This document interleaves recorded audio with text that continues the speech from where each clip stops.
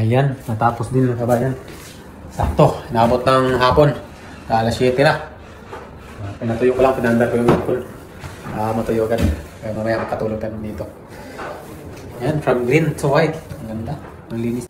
So ito na kabayan ang nagiging ganap sa pag-reformation ko sa aking kwarto. Itong green ay pipinturahan ko ng puti. And then yung una kukunin ko yung mga gamit dito lahat na para hindi mapatakan ng pintura. Yung higaan ko at saka yung mga damit. Lalagay ko muna doon sa kabilang kwarto na bakante.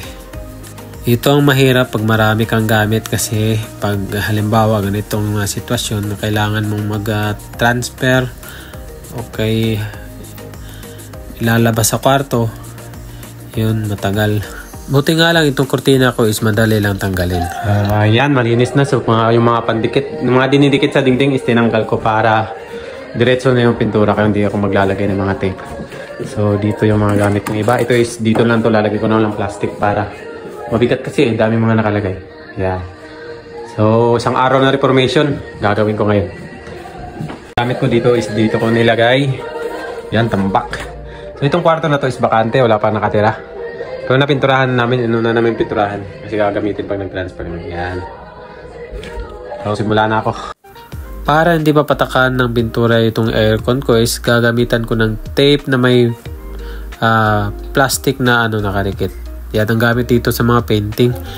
Sa Pinas is na-observe ko is kadalasan ginagamit ay yung old newspaper tapos lagyan ng tape. Dito is meron na mabibili na roll tape with plastic. So madali lang. Saka buong aircon talaga mabalutan. Pati itong sahig is lalagyan ko rin. Yan, ganyan ang itsura niyan. Titape mo lang tapos yung plastic nakadikit na rin. Yan, may mga ibang sizes niyan. 1 meter. Ang kalapad, mayroon marami. So, ayan, nabalutan ko na lahat. Pati yung mga outlets, sinama ko rin mga switches ng ilaw, nilagyan ko para hindi mapatakan ng pintura. Ito, simulan ko na yung first coating. Kailangan itong dali ng mabilis kasi pag hindi ko natapos ito ngayon, doon ako sa kwarto matutulog sa kabila.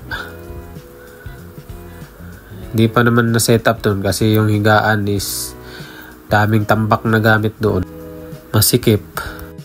Ito, nangangalahatin ako sa kesame at yan, mantik ko nang natapos yung first coating, malapit na.